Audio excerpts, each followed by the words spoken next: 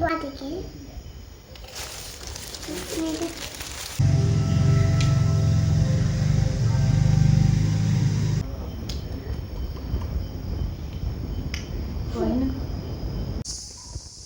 කොහෙද යන්නේ?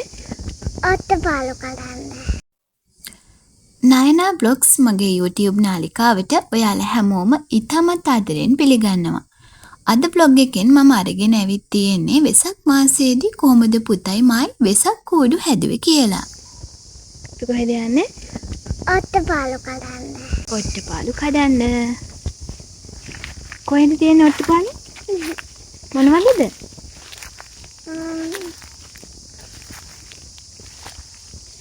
ගස්වල තියෙන මොන ගස්වලද? මොනවද මේ ගස්? රබර් ගස්. very good. කඩේට ගියේ? සකුල ගෙන. කො බලන්න. මොන පාටද ගත්තේ? රතු පාටයි කහ පාටයි.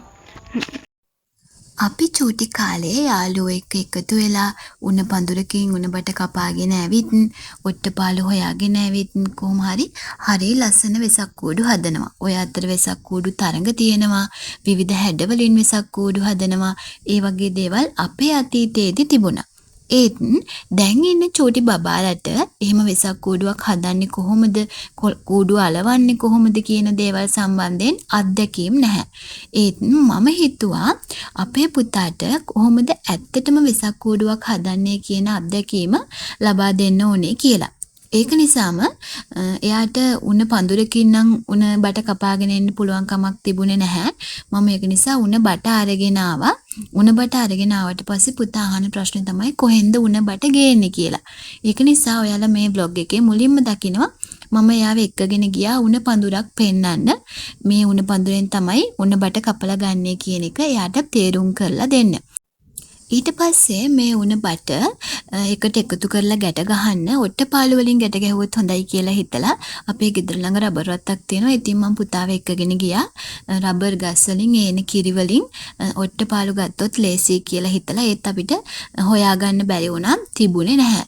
ඊට පස්සේ ඇවිල්ලා මේ පුතයි මායි එකතු වෙලා පුතාවත් ළඟ තියාගෙන උණ බට කපනවා. අටපට්ටමක් තමයි හදන්න හිතුවේ. ඉතින් අටපට්ටමක් හදන විදිය එයා ළඟට වෙලා කෑමකුත් කන ගමන් බලාගෙන ඉන්නවා. ඇත්තටම මම හරි සතුටින් මේ වැඩේ පටන් ගත්තේ. බබාට මේක ලොකු අත්දැකීමක් වෙයි කියලා මම හිතුවා. උණ බට වලින් වෙසක් කූඩුවක් හදන එක. ඉතින් ඔයාලටත් පුළුවන් නම් ඔයාලටත් වෙලාව තියෙනවා නම් මේ විදිහට අර කඩේ තියෙන වෙසක් කූඩුවක් ගෙනත් දෙනවට වඩා කාඩ්බෝඩ් වලින් හදලා තියෙන වෙසක් කූඩුවක් ගෙනත් දෙනවට වඩා එහෙමත් නැත්නම් හදලා තියෙන වෙසක් කූඩුවක් ගෙනල්ලා කොළ අලවනවට වඩා මුල ඉඳලම කොහොමද වෙසක් කූඩුවක් හදන්නේ කියන එක දරුවන්ට කියලා දෙන්න පුළුවන් නම් ඒක ගොඩක්ම වටිනවා. මම පොඩි කාලේ වුණත් අපි තනියම වෙසක් කූඩු හදලා නැහැ. අපේ අක්කලා දෙන්නම ඉන්නවා. ඉතින් ඒ දෙන්නත් එක්ක එකතු වෙලා තමයි වෙසක් කූඩු හදන්නේ. මේ වෙලාවේ මම පටන් ගත්තා වුණාට මේ උණ බට හරි ගානට මෙහෙම කපා ගන්න ගොඩක් වෙලාවක් යනවා. ඊට පස්සේ අටපට්ටමක් හදන නිසා කොටු ටික හරියට බැඳගත්තා. හැබැයි අපිට ඔට්ටපාලු තිබුණෙත් නැහැ, රබර් බෑන්ඩ් මොකුත් තිබුණේ නැහැ.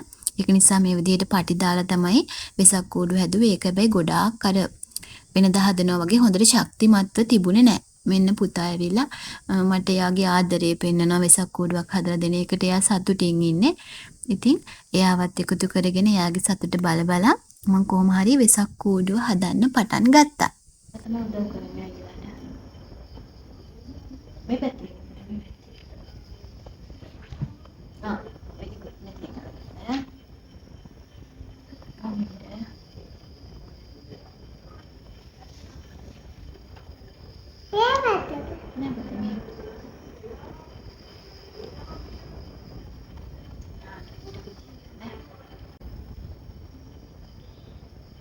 එහෙම උස්සලා තියන්න මෙහෙම.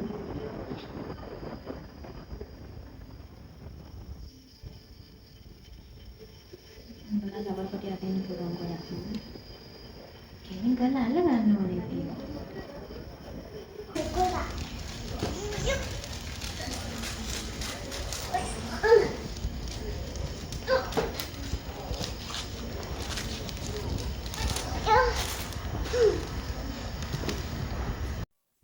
මේ වෙලාව වෙනකොට වෙසක් කූඩුවක් හදන්නේ කොහොමද කියලා මුලින් ඉඳලම පුතාට විස්තරේ කියන්න පුළුවන් මට්ටමට ආවා.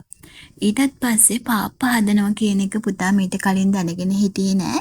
පාප්ප හදන්නේ කොහොමද, පාප්ප වලින් ඊට පස්සේ කොහොමද වෙසක් කොළ අලවන්නේ වෙසක් කූඩුවේ කියන එක පුතාට තේරුම් කරලා දුන්නා. ඉතින් ඔයාලටත් පුළුවන් චූටි බබාලා ඉන්නවනම් එයාලවත් උදව් කරගෙන එයාලටත් පාප්ප ගාන්න දීලා මේ විදිහට වෙසක් කොළ අලවන්න එයාලවත් උදව් අරගෙන ලස්සන වෙසක් කූඩුවක් හදන්න. කූඩුව 100%ක්ම නිවැරදිව 100%ක්ම ලස්සනට නම් හදන්න බැරි වුණා.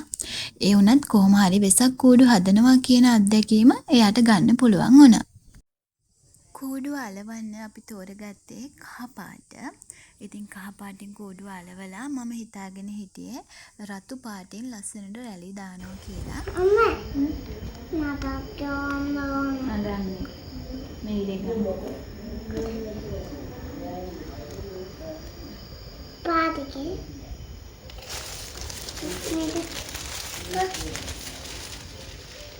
මොකද මේකේ මේක ගන්න.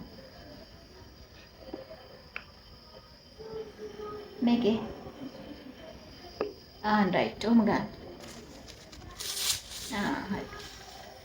ගන්න පුතේ තව මේක ගන්න.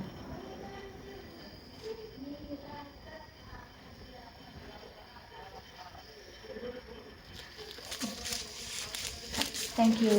මෙතනත් ගන්න උඩ.